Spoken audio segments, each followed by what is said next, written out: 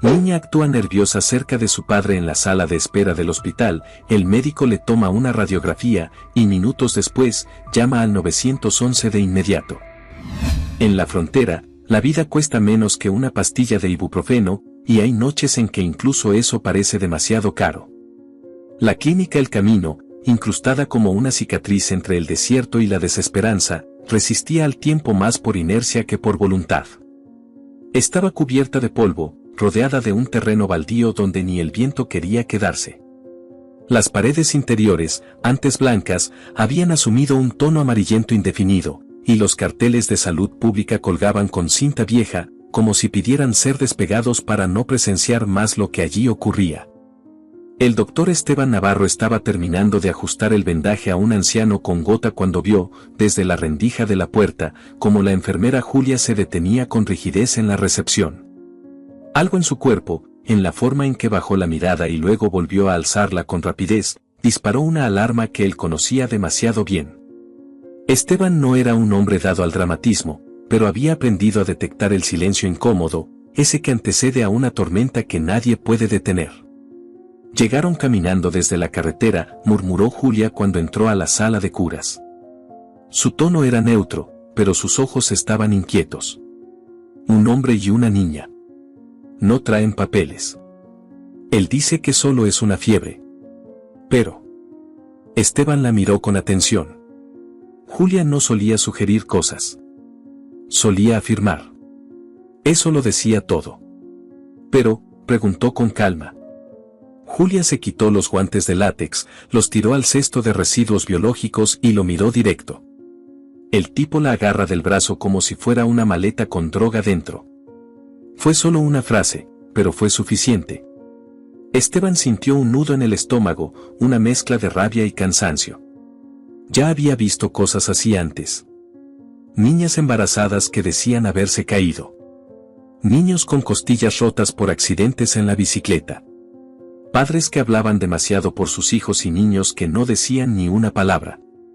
¿Quieres que los atienda?, preguntó. Ya sabía la respuesta. No, respondió Julia. Quiero que los observes. Escucha lo que no digan. Esteban asintió.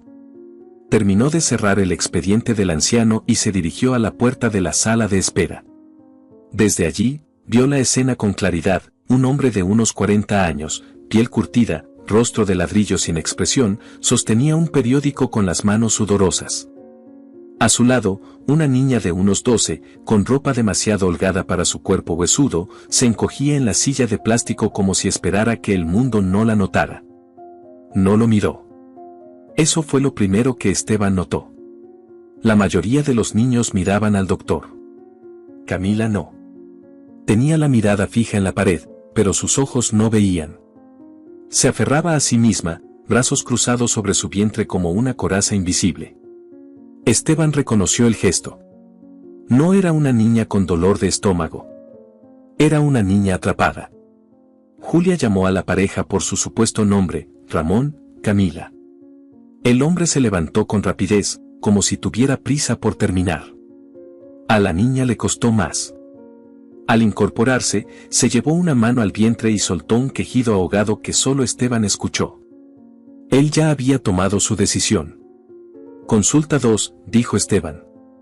Mientras Julia tomaba los signos vitales de la niña, el doctor se mantuvo cerca, observando el lenguaje corporal de ambos. Ramón se mantenía pegado a la pared, con los ojos clavados en cada movimiento. No dejaba que la niña hablara. Cuando Julia le ofreció agua, fue él quien respondió. No necesita. Está bien. Solo quiere llamar la atención. Camila no reaccionó. Su rostro seguía inmóvil. Solo sus dedos temblaban levemente. Voy a revisarla, dijo Esteban. Necesito que espere ahí.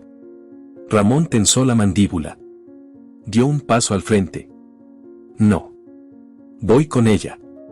Esteban, con el tono neutral que usaba con los hombres peligrosos, señaló la silla a medio metro del camastro. No puede estar junto a la camilla. Puede esperar ahí y verla. Pero necesito espacio para revisarla correctamente. Ramón vaciló. Luego, bajó la mirada y se sentó. Esteban vio cómo su pierna derecha se movía con ansiedad. Ese hombre tenía miedo. Pero no de él. Tenía miedo de lo que la niña dijera o hiciera. Camila, voy a examinar tu abdomen. No voy a hacerte daño. Solo dime si algo duele. Camila asintió sin hablar. Esteban se acercó con guantes nuevos.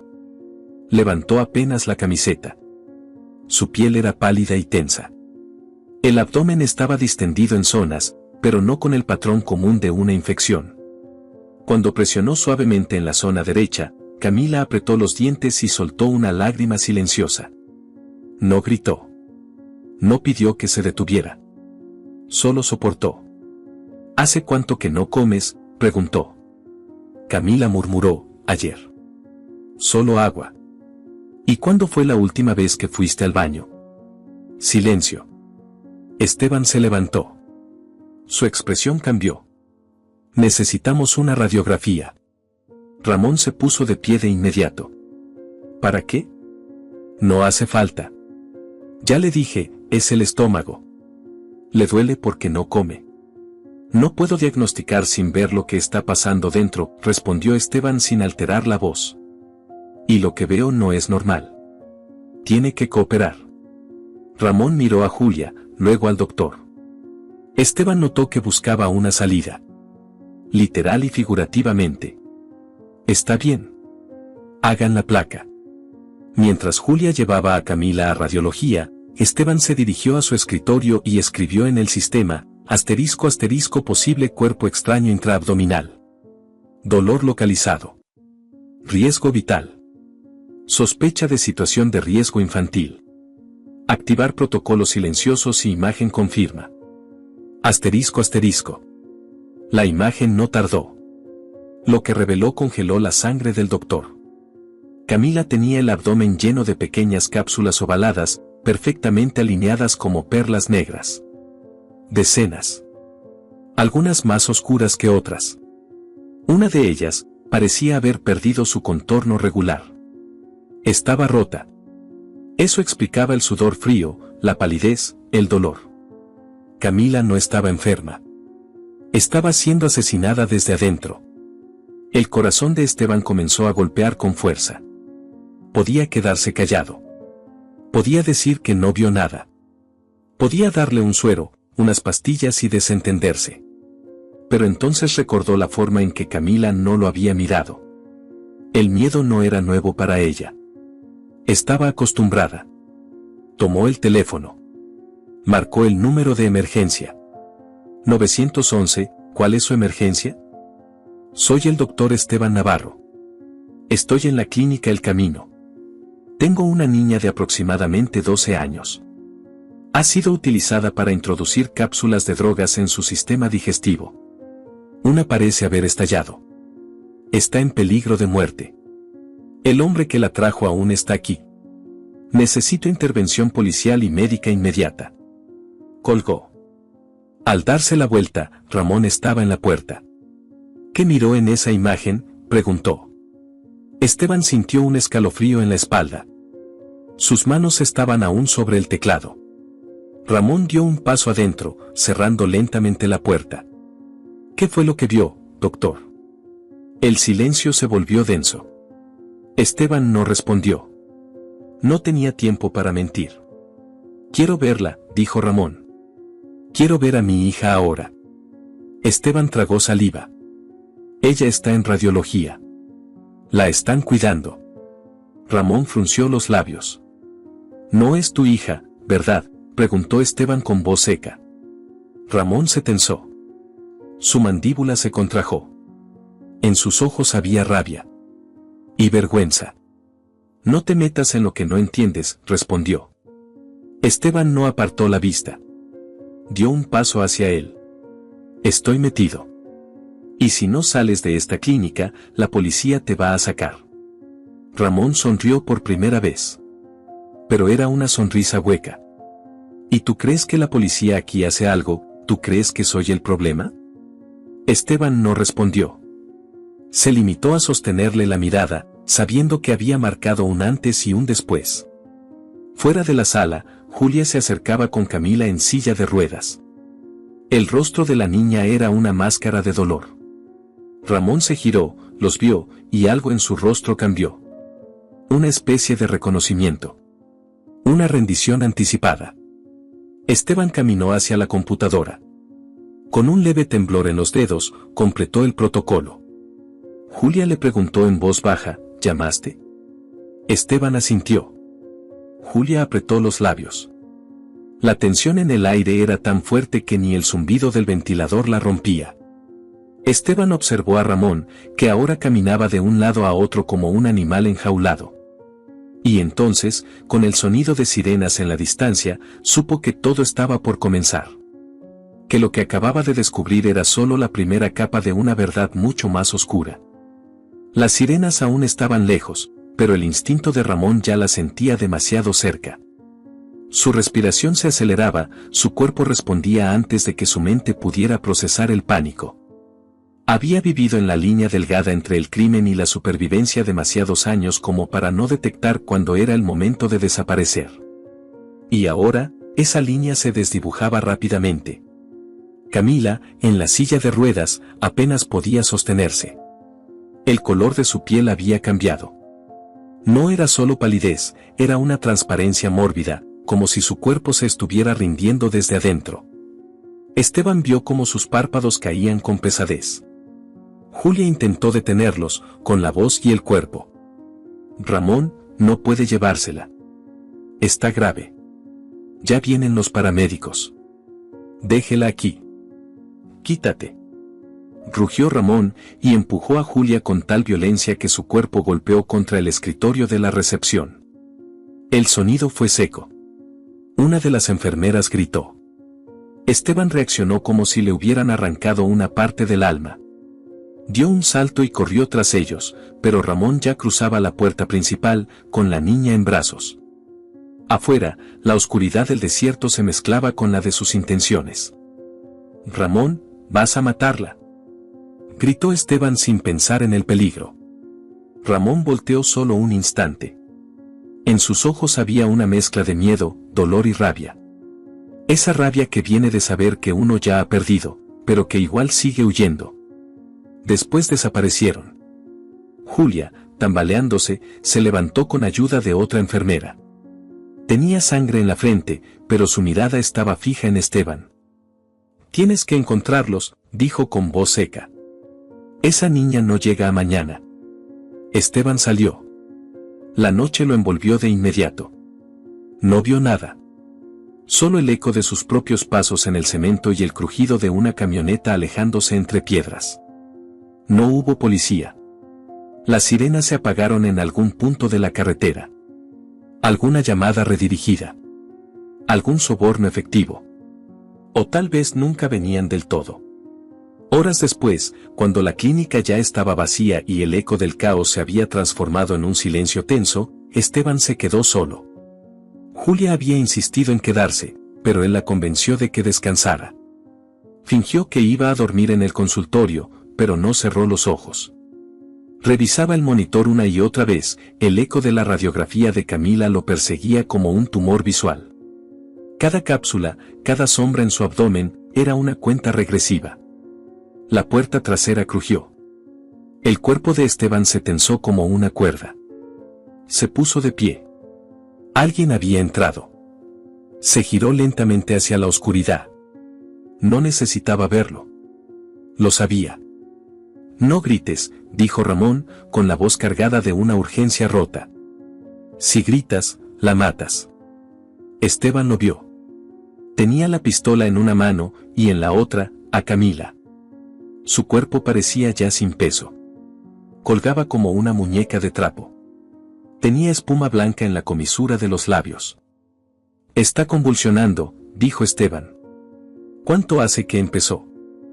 Hace más de una hora, respondió Ramón, y la colocó sobre una camilla. No sabía a dónde ir.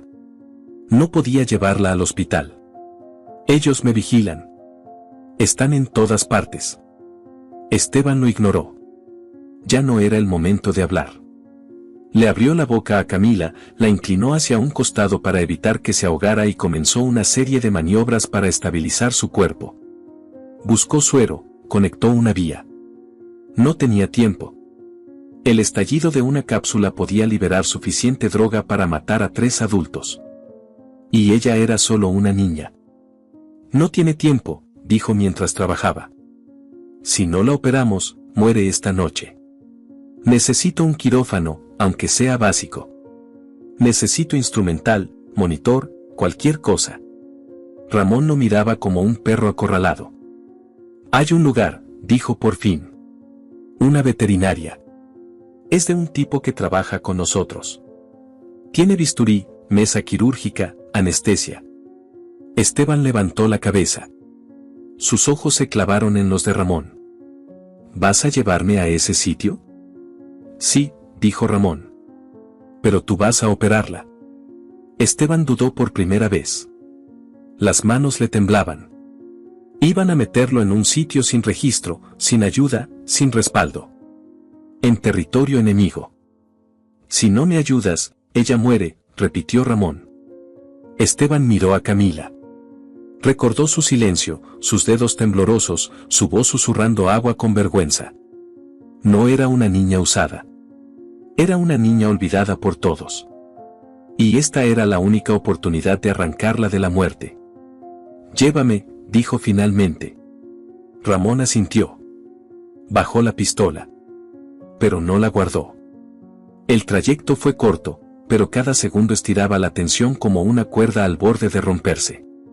Camila, tendida en la parte trasera de la camioneta, apenas respiraba. Esteban la monitoreaba con lo poco que tenía. Su piel era casi azul. Su pulso, irregular. Ramón no hablaba. Tenía las manos rígidas sobre el volante, los nudillos blancos. Esteban notó que estaba llorando en silencio. Ni un sollozo, ni una queja. Solo lágrimas cayendo mientras conducía hacia la oscuridad. ¿Cuánto tiempo llevas en esto?, preguntó Esteban. Desde los 12, respondió Ramón. Nací en esto. Mi padre era mula. Mi madre también. Yo fui mula antes que persona. Camila no tenía opción. Esteban apretó los dientes. Sí la tenía. Tú se la quitaste. Ramón no respondió. La veterinaria estaba en un terreno baldío, rodeado por una cerca oxidada. El lugar olía a químicos, a perros, a sangre vieja. Un sitio frío, sin alma. Adentro, un hombre los esperaba. No preguntó nada. Solo abrió la puerta trasera y encendió la lámpara quirúrgica. Tienes una hora, dijo. Después de eso, no quiero saber nada. Esteban preparó lo que pudo. No era un quirófano. Pero bastaría. Ramón colocó a Camila sobre la mesa metálica. Ella gimió apenas. Si muere, susurró Ramón, yo muero con ella. Esteban lo miró y no dijo nada. Lo creyó. Porque en sus ojos ya no quedaba vida. Mientras el suero pasaba, mientras el bisturí se desinfectaba con métodos rudimentarios, Esteban sintió que algo dentro de él también se rompía. Había jurado salvar vidas. Ahora estaba en una veterinaria, a punto de abrir el cuerpo de una niña con herramientas de animal. El mundo, pensó, se había podrido. Y él, de alguna forma, seguía respirando dentro de esa podredumbre. Camila tuvo una nueva convulsión justo antes de que comenzaran. Esteban la estabilizó apenas con una dosis mínima de sedante. No voy a poder sacar todas, dijo a Ramón. Solo las más peligrosas. Las que están cerca de romperse. Para salvarla, necesito un hospital. No hay hospital. Esteban no respondió. Abrió el abdomen con el primer corte. El silencio fue total. Ni Ramón habló. El asistente lo miraba desde lejos, pero no se acercaba. Solo observaba. Como un guardián de secretos. Una hora después, Esteban tenía 3 cápsulas en una bandeja metálica. Una estaba abierta. Parte del polvo blanco se había regado dentro de Camila. Lo absorbió, sin duda. Y sobrevivía. No entendía cómo. «Tiene suerte», murmuró. «O una voluntad brutal por vivir». Ramón soltó un sonido que era mitad risa, mitad llanto. Camila nació durante una redada. Su madre murió en el parto. Yo me la llevé y nunca supe qué hacer con ella. La cuidé como pude.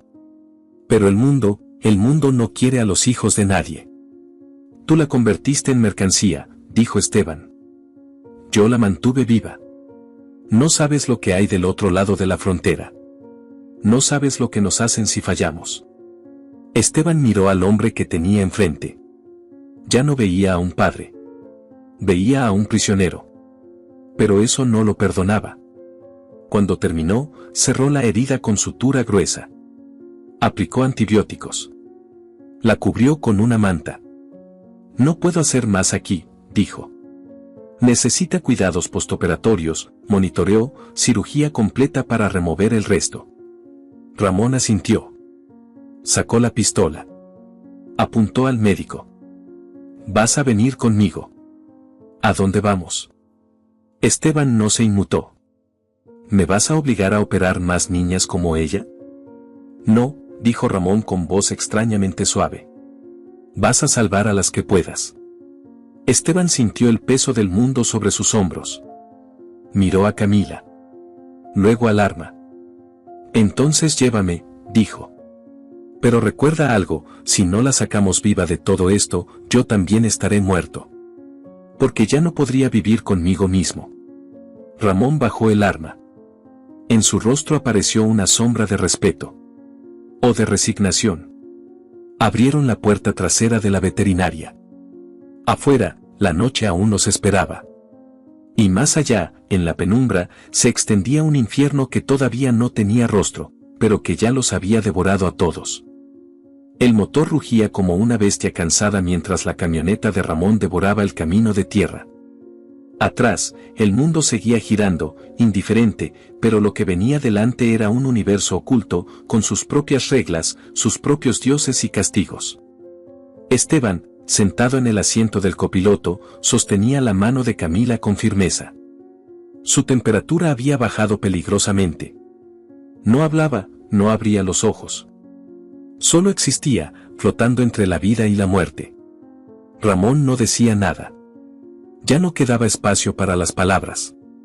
La carretera se estrechó, hasta que dejaron de ver postes de luz o casas. La clínica clandestina no estaba en los mapas. No tenía dirección postal ni cámaras de seguridad. Era una construcción sin ventanas, oculta detrás de una fábrica abandonada y rodeada de vallas metálicas que no impedían la entrada, pero sí ocultaban la vista. Nadie preguntaba por lo que pasaba ahí dentro, porque quienes sabían algo sabían demasiado como para hablar. Un hombre los esperaba en la entrada. Alto, fornido, con la cabeza afeitada y una cicatriz en el cuello que parecía dividirlo en dos. No llevaba uniforme, pero su postura era militar. El tipo los escaneó con una mirada que no necesitó más de 2 segundos para decidir si vivirían o no. ¿Ella es?, preguntó, sin siquiera mirar a Camila. Ramón asintió. ¿Y él? Doctor. El hombre giró lentamente el rostro hacia Esteban. Su voz era grave, sin matices, como una orden permanente. ¿Tiene manos firmes? Esteban sostuvo la mirada sin responder. Las tenía, dijo Ramón, como si eso bastara. El otro hombre hizo una señal con la cabeza. Una puerta lateral se abrió. 2 sujetos con mascarillas negras salieron de la oscuridad. Uno de ellos cargó a Camila con sorprendente delicadeza. El otro señaló a Esteban. Deja tu teléfono, cartera y cualquier cosa que tengas encima. Y no hables a menos que te lo pidan. Esteban obedeció. En su mente, la imagen de la niña aún abierta en la mesa metálica de la veterinaria lo perseguía. No sabía si iba a salir vivo de ahí, pero ya no importaba. Si Camila tenía una oportunidad, estaba dispuesto a pagar el precio. El interior del edificio no tenía nada que ver con su fachada destartalada. Era limpio, casi quirúrgico. El suelo de concreto estaba pulido, las paredes eran blancas y frías. Todo olía a cloro, alcohol y sangre reciente. El aire acondicionado vibraba como una advertencia constante. Se respiraba control, eficiencia y muerte. Lo llevaron a una habitación pequeña donde lo sentaron y ataron a una silla metálica con correas de cuero. La puerta se cerró con un clic sordo. Desde allí, pudo ver a través de un ventanal interior. En la sala contigua, una camilla metálica se iluminaba bajo una lámpara quirúrgica. Camila yacía sobre ella, completamente inconsciente. 3 personas con batas negras y mascarillas quirúrgicas se movían en perfecta coordinación. Uno manejaba el bisturí, otro controlaba los signos vitales. El tercero preparaba bandejas con instrumentos. Todo era sistemático, sin palabras, como una coreografía ensayada cientos de veces. Esteban reconoció los pasos. Era una cirugía profesional. Pero no médica. Era industrial. De producción. «Eres afortunado», dijo una voz detrás de él. El tipo de la cicatriz había entrado sin hacer ruido. Pocos tienen el privilegio de ver esto sin estar anestesiados. Esteban no respondió. El hombre se acercó lentamente, caminando en círculos. «Me han hablado de ti. Doctor Navarro.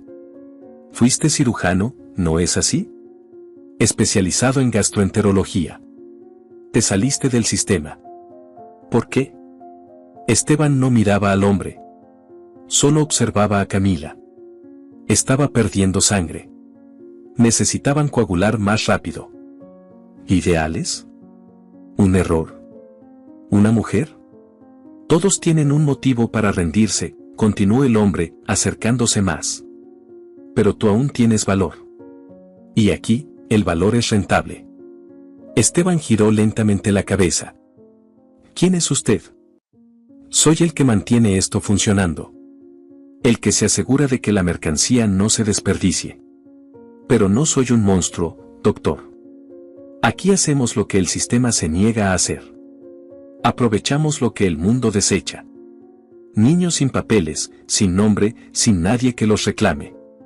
¿De verdad crees que les estamos robando algo? Nosotros los volvemos útiles. Esteban sintió náuseas, pero no desvió la mirada. Quería recordar cada palabra de ese discurso cuando lo denunciara. Si sobrevivía. Lo que tú haces no tiene nombre, murmuró. Es barbarie. Lo que yo hago es inevitable, respondió el hombre. Los gobiernos necesitan drogas. Las fronteras necesitan distracciones. Los ricos necesitan órganos. Nosotros conectamos los puntos. ¿Quieres saber cuántos como Camila pasan por aquí cada semana? 32. ¿Sabes cuántos sobreviven? 28. Nuestra tasa de éxito es mejor que la de muchos hospitales. Esteban apretó las manos contra los brazos de la silla. ¿Y los otros 4? Son reemplazables. Hay más esperando. Las madres los ofrecen. Los hermanos los entregan. Los padres como Ramón los traen de rodillas. La palabra padre golpeó con fuerza. Ramón. ¿Dónde estaba? La puerta se abrió y él entró. Tenía el rostro cubierto de sudor. Sus ojos estaban rojos. ¿Ya terminó?, preguntó. Falta poco, respondió el cirujano desde el quirófano, sin levantar la cabeza. Ramón se acercó a Esteban. Lo miró largo rato. Después se sentó frente a él, en silencio. ¿Qué haces aquí, Ramón?, preguntó Esteban, con la voz baja. Lo mismo que tú. Esperar que salga viva. Tú la metiste aquí. Y tú la sacaste de la veterinaria. No estamos tan distintos, doctor. No digas eso. Ramón bajó la mirada. Había una grieta en su voz cuando habló de nuevo.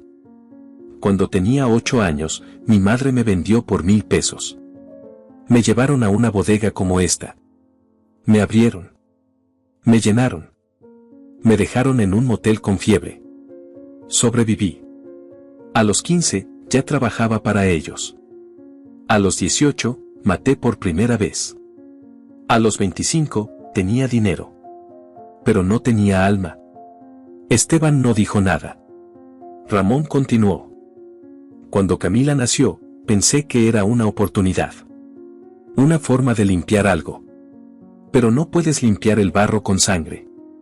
El doctor lo miró, sin compasión, pero con algo más profundo, reconocimiento. ¿Por qué me trajiste aquí? Porque sabía que no tenías opción. Igual que yo. El hombre de la cicatriz volvió a entrar. Tenemos una propuesta para ti, doctor. Ya viste cómo trabajamos. Y vimos cómo trabajas tú. Preciso. Seguro. Rápido. Puedes quedarte. Ser parte del equipo. El pago es más alto de lo que jamás soñaste. No tendrás que volver a esa clínica de mierda. Ni a ese país podrido de normas. Esteban no respondió. La otra opción, dijo el hombre, es menos cómoda. Puede ser útil como otros. Mulas adultas.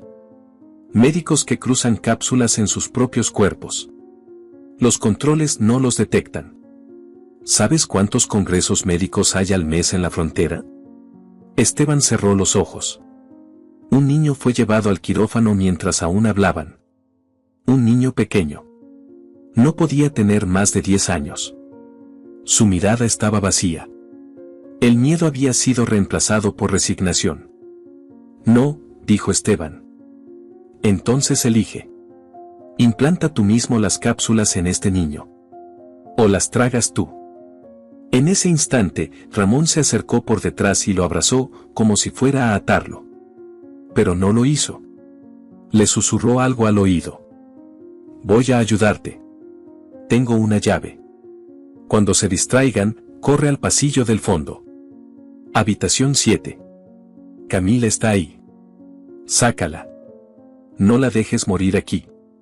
Esteban sintió que Ramón ponía algo en su mano. Un objeto frío, metálico. El cirujano se preparaba para abrir al niño. Ramón hizo una señal. Esteban comenzó a forcejear como si quisiera escapar. Uno de los guardias se acercó. Ahora. Gritó Ramón. Un disparo. Gritos. Caos. Esteban se soltó, empujó la silla y corrió. La puerta se abrió. Corredores blancos. Voces. Alarmas. Llegó al pasillo. Contó las puertas. 1, 3, 5, 7. La llave funcionó. Entró. Camila estaba ahí, con un suero colgando y la mirada perdida. Apenas consciente. Vámonos, dijo Esteban, y la alzó sin esfuerzo. Detrás, los gritos eran más intensos. Otro disparo. Una alarma. Pero ya no importaba. Porque ahora, por primera vez, no estaban huyendo de la muerte. Estaban corriendo hacia una última posibilidad de vida. Esteban apenas logró cerrar la puerta de la habitación cuando escuchó los pasos. Eran pasos pesados, urgentes, demasiado cercanos para no encender todas las alarmas de su cuerpo. Se atrincheró contra la madera como si sus músculos pudieran reemplazar un cerrojo. Respiraba con dificultad, el corazón golpeando con una violencia que no sentía desde su primera cirugía en la facultad. La diferencia era que ahora no tenía un bisturí en las manos. Tenía una vida. Una niña. Un compromiso que le había arrancado Ramón antes de hundirse con el mismo sistema que lo había creado. Camila apenas abría los ojos. Su piel era una sábana húmeda, blanca, frágil. La cirugía improvisada la había dejado expuesta y sin defensas. Esteban sabía que cada segundo contaba, que un cambio mínimo en su presión arterial, una simple falla renal por la toxicidad de las cápsulas restantes podía llevársela en minutos. Pero no podía correr. No podía salir todavía. El sonido de un arma siendo recargada al otro lado del pasillo le recordó que este capítulo no se cerraría sin más. Marcó el 911 con manos temblorosas. Usó el altavoz. Su voz fue firme, aunque por dentro se estaba cayendo en pedazos. Soy el doctor Esteban Navarro. Estoy con una menor de edad en estado crítico. Necesitamos extracción inmediata. Dirección, miró a su alrededor hasta que dio con una caja de instrumental con una etiqueta desgastada. Bodega número 12, Complejo Industrial San Reinaldo, al sur de la antigua carretera 15. Hay múltiples sospechosos armados. Posible red de tráfico humano. La niña fue usada como mula. Hay otras víctimas. La operadora pidió que se mantuviera en línea. Pero Esteban ya sabía lo que tenía que hacer. Colgó. No tenía tiempo para preguntas. Sacó lo que pudo de la pequeña habitación. Un par de vendas, una jeringa, una ampolla de sedante leve que había encontrado en un cajón mientras huía. No podía anestesiar a Camila más. Pero sí podía calmar su cuerpo lo suficiente como para estabilizarla hasta que llegara ayuda. Ella lo miró cuando acercó la aguja. ¿Me vas a dormir otra vez? Su voz era tan baja que por un segundo pensó que la había imaginado. Pero ahí estaba, viva, preguntando. Con miedo, sí, pero viva. No, respondió él. Solo voy a ayudarte a que el dolor no te coma. Camila tragó saliva. Sus labios estaban agrietados. ¿Voy a vivir? Esteban bajó la mirada. Sentía una respuesta ardiendo en la garganta. Quería decirle sí, por supuesto. Que todo iba a estar bien. Que solo era cuestión de tiempo. Pero su ética, su maldita y obstinada ética, no le permitía mentir. No a ella. Voy a hacer todo lo posible. Ella sintió con lentitud, como si fuera suficiente. Entonces sus labios temblaron. ¿Y mi papá? Esteban se quedó en silencio. Ramón no era su padre. No por la sangre, ni por los hechos. Pero quizás, por el último acto que cometió, si se había ganado ese título. Te ama, respondió al final. Más de lo que sabe demostrar. Camila cerró los ojos. Una lágrima cayó, pero no hizo ningún ruido. Los pasos se acercaban de nuevo. Esta vez eran más, y corrían. Las voces se escuchaban agitadas. Órdenes en gritos, insultos. Luego, el sonido más esperado, las sirenas. Se fundieron con los gritos como una orquesta salvaje y violenta. Esteban apagó la luz del cuarto, se acercó a la puerta y deslizó una camilla para reforzarla. Tenía que ganar minutos. Solo eso. Después, tal vez, podría pensar en un futuro. Un disparo retumbó tan cerca que la pared vibró. Esteban se arrojó sobre Camila, protegiéndola con su cuerpo. Luego, un grito de alguien cayendo. Silencio. Otro disparo. Esta vez más lejano. Y entonces, el momento imposible. La voz que escuchó no venía del otro lado de la puerta. Venía desde la radio del pasillo. Alguien gritaba en nombre de la policía. Al suelo. Todos al suelo. Y el caos cambió de forma. Ahora era una operación. Esteban se puso de pie, aún sin abrir la puerta. Escuchó los pasos fuertes, botas tácticas. Luego, la voz de un agente. Aquí hay una puerta bloqueada. Hay alguien adentro. Golpes en la madera. Doctor Navarro. Policía. Abra. Esteban empujó la camilla. Abrió la puerta con dificultad. La luz del pasillo lo cegó por un segundo. 3 agentes entraron, armas en alto. Al ver a Camila, uno de ellos llamó por radio a los paramédicos. Menor en estado crítico. Requiere traslado inmediato. Esteban sintió que las piernas le fallaban. Se sentó en el suelo, jadeando. Una mano le tocó el hombro. ¿Está bien, doctor? Él no respondió. Solo asintió con la cabeza. Los paramédicos entraron. Uno de ellos le aplicó oxígeno a Camila mientras el otro revisaba sus constantes. Está viva, dijo el paramédico. Por poco. Esteban cerró los ojos. No lloró. No todavía. 1 hora después, la clínica había sido tomada. Las cámaras mostraban a los detenidos en fila, esposados, cabizbajos. Las batas quirúrgicas negras ahora parecían ridículas. Monstruos disfrazados de cirujanos. Ramón estaba entre ellos. Llevaba una herida en el brazo. Había sangre, pero no parecía mortal. Fue el único que no tenía miedo en el rostro. Solo resignación. Cuando lo subieron al vehículo policial, Esteban lo vio desde la ambulancia. Sus miradas se cruzaron. Ramón hizo un gesto. Un movimiento mínimo. Un asentimiento. Y una palabra muda, leída en sus labios. Gracias. Esteban no supo qué sentir. Todo dolía. Hasta el silencio. Camila fue llevada al hospital bajo escolta. Lo mismo él. Las autoridades querían declaraciones, informes, pruebas. Pero lo primero fue salvarla. Siempre ella. Durante 2 días, Camila estuvo en coma inducido. El equipo médico hizo lo que Esteban no había podido. Extrajeron el resto de las cápsulas, limpiaron los residuos, la estabilizaron. No sabían si habría daños neurológicos. El tipo de droga que había absorbido en su sistema no tenía antídoto perfecto. Solo tiempo. Y suerte. Esteban no se movió del hospital. Dormía en una silla. Comía lo que las enfermeras le dejaban en bandejas olvidadas. Había otros casos, otros pacientes. Pero él ya no era solo un médico. Era otra cosa.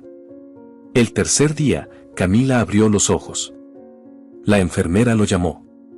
Esteban entró al cuarto con el alma en vilo. Ella lo miró. ¿Tú me salvaste? Él se acercó, se sentó a su lado. Sí. Pero no lo hice solo. Ella parpadeó. ¿Mi papá? Esteban tomó su mano. Estaba tibia. Está vivo. Lo tienen bajo custodia. Pero luchó por ti. Hasta el final. Camila desvió la mirada. No dijo nada durante largo rato. Luego, en un susurro. No era malo antes. Era diferente. El mundo cambia a la gente. A veces lo rompe. Ella volvió a mirarlo. ¿Y ahora qué va a pasar conmigo? Esteban sintió el peso de la pregunta como un ladrillo en el pecho. No tenía una respuesta lógica. No tenía una respuesta legal. Solo tenía una verdad. La acarició en la frente y dijo con voz clara. Ahora empieza tu vida. Y en ese cuarto de hospital, bajo una luz blanca y tenue, entre sondas y monitores, una historia oscura empezó a transformarse en una nueva promesa. Las semanas siguientes fueron largas. En el hospital, los días tenían un ritmo distinto. El tiempo parecía extenderse como si se resistiera a avanzar, y cada minuto era una conquista silenciosa. Camila pasó de estar conectada a máquinas, rodeada de tubos y alarmas, a sostener una cuchara con dificultad, luego un lápiz, luego un libro. Su cuerpo sanaba con lentitud, pero era su silencio el que preocupaba a todos. Esteban se convirtió en una figura constante. Estaba ahí en las mañanas, con el primer café para las enfermeras, y también en las noches, leyendo junto a su cama, aunque ella rara vez lo miraba. Había aprendido a no exigirle respuestas. El trauma se expresaba en formas que la medicina tradicional no podía diagnosticar. Camila había atravesado un infierno que no se podía borrar con cirugías ni medicamentos. Su alma tenía costras que no sangraban, pero dolían más que cualquier incisión. Los trabajadores sociales llegaron con protocolos, formularios, técnicas, diagnósticos. Todos querían ayudar, pero nadie sabía exactamente cómo. La fiscalía también apareció. El caso había sido demasiado mediático como para archivarlo discretamente. El rescate de Camila y de los otros niños, la caída de la clínica clandestina, las imágenes filtradas por un informante, todo había explotado en los noticieros nacionales. La gente hablaba de valentía, de redención, de esperanza. Pero en el hospital, Camila aún no hablaba. Esteban dio su testimonio ante un juez. Explicó todo. Desde el momento en que vio a Camila por primera vez hasta la madrugada en que la sacó de la clínica con el corazón en la boca. No omitió nada, excepto el gesto de Ramón. Esa parte decidió mantenerla para él. Era un secreto que no encajaba en las páginas del sistema judicial. Ramón fue juzgado con el resto de la red. Durante el proceso, permaneció en silencio. No intentó defenderse. Aceptó los cargos. La jueza lo miró con una mezcla de curiosidad y repulsión. No era un criminal común. Había ayudado a desmantelar una estructura que había alimentado por años. Un traidor para algunos, un mártir para otros. Cuando llegó el momento de declarar, Esteban se encontró frente al estrado. Los flashes de los medios lo enceguecían. La voz del fiscal le parecía lejana. Miró a Ramón, esposado, con la ropa carcelaria, sentado como si llevara años muerto por dentro. «Doctor Navarro», preguntó el fiscal, «¿puede confirmar que el acusado Miguel Ramón Valera ayudó en la extracción de la menor durante la operación encubierta?» Esteban tragó saliva. Miró a la jueza. Luego a Ramón. «Sí», respondió. «Me entregó una llave. Fingió atacarme para distraer a los guardias. Me dio tiempo para salvar a la niña. Sin él, no estaríamos aquí». Un murmullo recorrió la sala. La jueza golpeó la mesa. El fiscal frunció el ceño. El abogado defensor se aferró a esas palabras como un náufrago a una tabla rota. Esteban bajó la mirada. Había hecho lo correcto, pero no sabía si era justo.